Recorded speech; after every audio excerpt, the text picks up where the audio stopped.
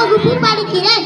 நான் இந்தியாவில் உள்ள மாநிலங்களின் பெயர்களை கூற போகிறேன்.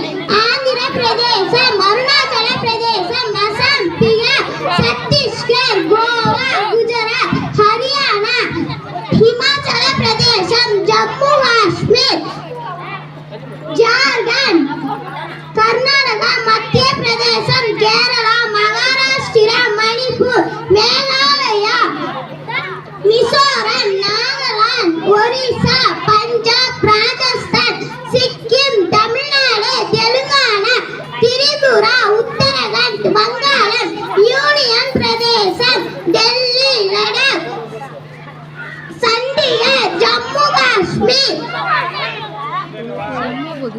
டயூடாமன், அந்தமான் நிகோபார், புதுச்சேரி. நன்றி.